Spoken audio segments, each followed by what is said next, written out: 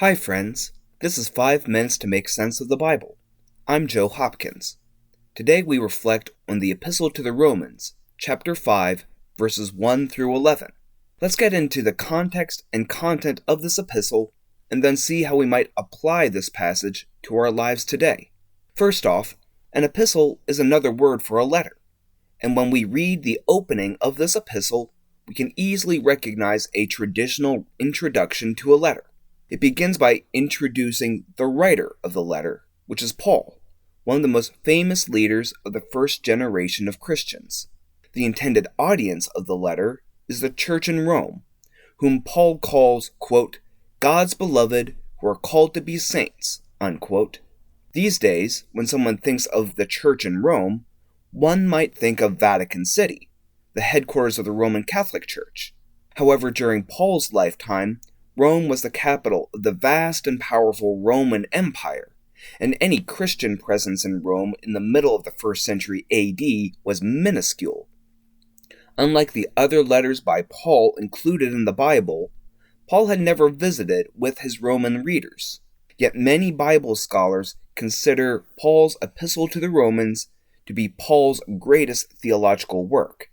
Now, in chapter 5, Paul is still developing his theological argument about sin, grace, faith, salvation, and how to live a Christian life.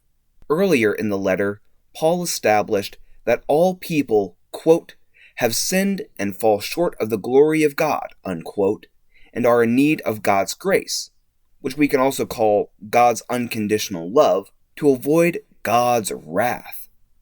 Paul writes that all who have faith in Jesus Christ, that is, who believe that Jesus of Nazareth is God's Son and the Savior of the world, are considered righteous despite their earlier sins.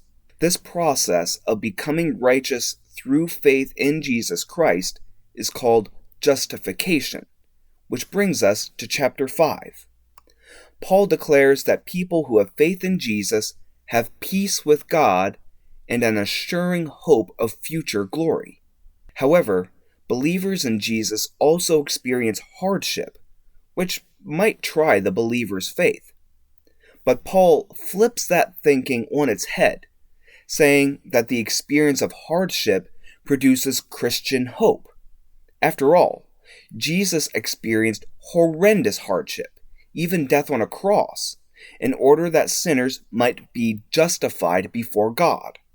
And even more than Jesus' death, Jesus' resurrection life transforms former enemies of God into God's beloved saints. But that is a message more appropriate for Easter, which is still more than a week away as I read these words. While we anticipate Easter, here are some questions for reflection. First, what comes to your mind when you think of Rome? What do you imagine Rome was like when Christianity was not the dominant religion there? Next, how familiar are you with theological words like sin, faith, grace, and justification?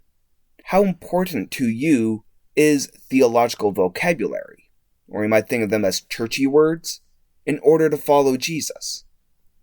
Finally, this podcast is being published just over a week before Easter. How do you think this reading from Paul's Epistle to the Romans connects with the Easter story of Jesus? So there, 5 minutes to make sense of the Bible. I will be preaching a sermon based on Romans chapter 5 at Streetsville United Church. So check out our YouTube channel for a recording of our worship services. As you read the Bible by yourself, pay attention to what piques your curiosity. The Spirit often tries to catch our attention through our curiosity. Please post your thoughts and questions in the comments to start some further conversation. And as always, while it's good to read the Bible by ourselves, we make the most sense of the Bible when we read the Bible together. Peace, friends.